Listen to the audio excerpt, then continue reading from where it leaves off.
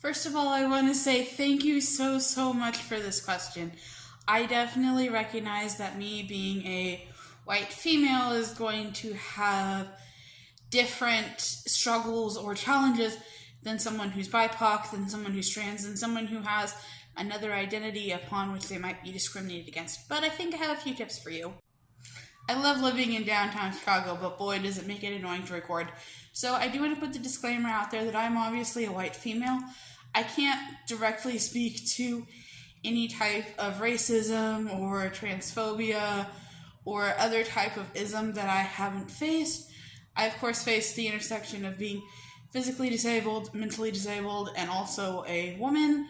But there's lots of different discrimination that I don't face that I can't speak for. And while these are tips and suggestions, they may not be the perfect solution for every case or even for any case. I also want to point out that I do currently attend a majority-minority university, and what that means is that while white students are the biggest racial group that attend my school, we only make up 33% of the population, and another 28% of the population is Hispanic, and then the rest of the population is made up of various minority groups. So what I experience at my school may be different than what you experience in yours. And of course, finally, I want to point out that I do have the fortune of having a professor that is very big into equity. And while he would definitely be mad at me if I called him a liberal, if you have had a Fox News article talking about how you're brainwashing the children with your woke left-wing ideology, I think that it's fair to say that you're probably more sympathetic to the needs of population of students than someone who's not that way. So the first thing I would recommend doing starts with your doctor's note. And I would recommend, instead of calling and asking your doctor, hey, can you please write down that I have these conditions, go into your doctor's office and have a discussion about the accommodations that you think that you will need. These are not all the accommodations that you could possibly need, but this is a good start. Like, say, hey, I might need extended time on exams because sometimes I have fatigue that randomly hits me and then I can't get out of bed. Or, hey, I need to test in a quiet environment because I have ADHD and literally any little noise is going to distract me and make me not be able to focus on my test. This is going to be a very good step for what you're going to do next. So you're going to put that letter in your pocket once you got it, and you're going to go to your school in person if you can.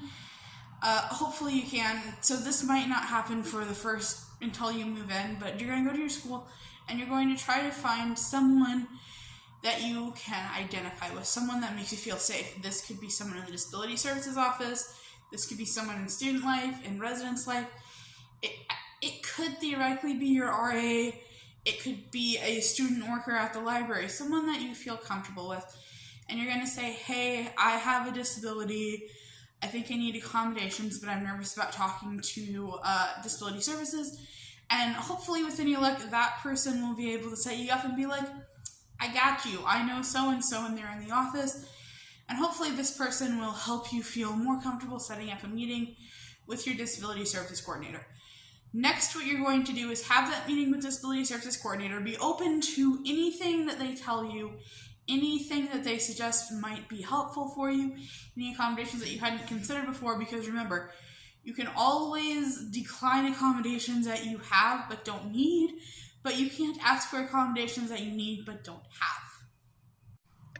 Okay, so now we've done all the legwork, and now it's time to go talk to your professor. What I would recommend is downloading your letter. At least what my school did was that they gave me a letter that said, these are Leia's accommodations. Downloading that letter and having it ready on your phone, then go to your professor during office hours and say, hi, Professor so-and-so, my name is Leia. I'm a student in your Public Administration 101 class, and I have some accommodations. With any luck, they'll be open to either hearing what you have to say or say, please send me this in an email. And if they do say, please send you this in an email, then say to them, hey, Professor so-and-so, it was great to talk to you on Thursday when I stopped into your office hours. These are a list of my accommodations. If you have any questions, please ask me. Or alternatively, you can ask and then insert the name of the person that you worked with to create your accommodations in the Disability Services Office. This step is going to be very, very important because This means that you have a record showing that, yes, I did inform my professor of the fact that I have these accommodations. Note, you do not have to tell them your disability. That is private, and that is not necessary for them to give you your accommodations. If they ask about your disability and you don't feel comfortable sharing, tell them that your person told you that you don't have to disclose, which, trust me, your person will tell you that. Every disability services person that I've ever had has told me that I don't have to disclose. It is not a requirement. Now, the next and most important thing in this whole process is that every time you need to use your accommodations outside of, say, an in-class thing, and we'll talk about that in a moment, you will email your professor. So say, hey, Professor so-and-so, I know that our first paper is due on Monday. However, my IEP says that I have an extension until Wednesday. If my paper is late, just know that that's falling under my IEP, or under my accommodations. I'm a little tired today. If you have, say, a test, send a reminder email saying, hey, Professor so-and-so, I know we have a test coming up in Public Administration 101. Just a reminder, I take my tests in the academic resources room, so please work with me as far as making sure that I can set up being able to go to the academic resources room to take my test during class time. This is going to create a record of your requests, and if the thing about this is that you're going to have proof if that professor says, oh, well, you never told me you needed this extra time. Yes, I did. Oh, well, you never told me that you needed to take this test in the academic resources room.